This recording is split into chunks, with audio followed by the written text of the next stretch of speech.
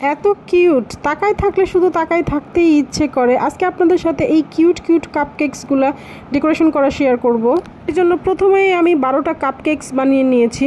অনেকেই আবার বলবেন কাপকেকসগুলো আপু কোথায় বানিয়েছেন, ওভেনে না চুলায়? সেজন্য আমি আগেই বলে দিচ্ছি, এই কাপকেকসগুলো আমি চুলায় বানিয়েছি। ডেকোরেশন করার আগে আমি কেকগুলোর উপরে একটু সুগার সিরাপ দিয়ে নিলাম, তারপরে আমি ব্লু কালার ক্রিম দিয়ে এই কেকগুলো ডেকোরেশন করব। মাশাআল্লাহ, এই কালারটা এত সুন্দর লাগতেছিল দেখতে। আর আজকে মজার একটা ঘটনা বলবো, এই কেকগুলো কিন্তু ছিল আমার লাকি কেক, মানে এই কাস্টমারটা আমার লাকি কাস্টমার ছিল। ওনাকে যখন আমি এই কেকগুলো ডেলিভারি দেই, ওনার রিভিউটা ছিল এরকম, আপু আপনার কেক খেয়ে তো সবাই ফিদা হয়ে গেছে। এত সুন্দর রিভিউ পেলে কিন্তু কাজ করার আগ্রহটা আরও দ্বিগুণ বেড়ে যায়। তারপর সে পরবর্তীতে আমার কাছ থেকে আরও 30টা কাপকেকস অর্ডার করে। তারপর আমি 6P নজেল দিয়ে এই কেকগুলোর উপরে সাদা ক্রিম দিয়ে একটু ডেকোরেশন করে নিব। কালার কম্বিনেশনটা কেমন হয়েছে আপনারা জানাবেন আমাকে। আর সাধারণত কাপকেকের ডিজাইনগুলো একই প্যাটার্নের হয়ে থাকে, তো সেজন্য আর এতটা ডিফারেন্ট লাগে না।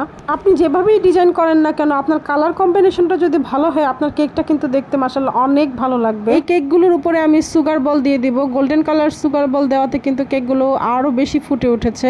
বার্থডে কেকের পাশাপাশি কিন্তু এই কেকগুলো রাখলে আরও বেশি ভালো হয়, খুবই সুন্দর লাগে।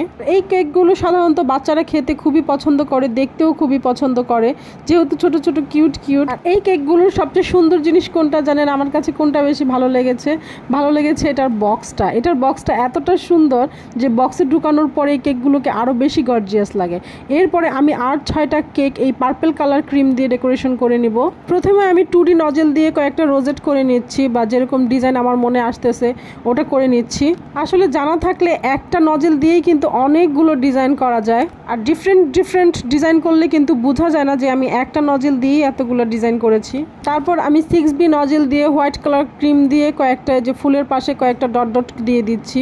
আর আমার কি যে ভালো লাগতেছিল এই কেকগুলো ডেকোরেশন করতে, আমি আপনাদেরকে বলে বুঝাইতে পারবো না। আসলে যে কাজের প্রতি ভালোবাসা থাকে সেই কাজগুলো করতে কিন্তু অনেক বেশি ভালো লাগে, আর ঠিক তখনই কষ্টকে কোনো কষ্ট মনে হয় না। অনেকেই হয়তো বলতে পারেন যে এই কয়েকটা কাপকেকস ডেকোরেশন করে আপনার এত বেশি ভালো লাগতেছে। আসলে আমি অনেক কম অর্ডার পাই, সেজন্য আমি যতটুকু অর্ডার পাই ওই অর্ডারের কাজগুলো আমি খুব মন দিয়ে, খুব মনোযোগ দিয়ে, খুব সুন্দর করে করার চেষ্টা করি। আমার জন্য মনে হয় এইটুকু অর্ডার ঠিক আছে। এর চেয়ে বেশি পেলে আমি হয়তো করতে পারবো না, কারণ আমার ছোট ছোট 2টা বাচ্চা আছে, আমার সংসারের সব কাজ আমার নিজেকে একাই করতে হয়। সেই জন্য আমি যতটুকু পাই এর জন্য আলহামদুলিল্লাহ। এই তো আমার কাপকেকসগুলো রেডি হয়ে গেছে, একদম কমপ্লিট। আপনারা বলবেন যে আমার কেকগুলো কেমন হয়েছে। নেক্সট ভিডিওতে আমি আমার কাপকেকসগুলো বক্সিং করে আপনাদের সাথে শেয়ার করব। এখানে হয়তো অনেকে 5টা কেক দেখে বলবেন যে আরেকটা কোথায়। আরেকটা কেক আমি পরে বেক করেছি, এখানে একটা কম পড়েছিল, আরেকটা পরে আমি বেক করে ডেকোরেশন করে একসাথে দিয়ে দিয়েছি। ভালো থাকবেন সবাই।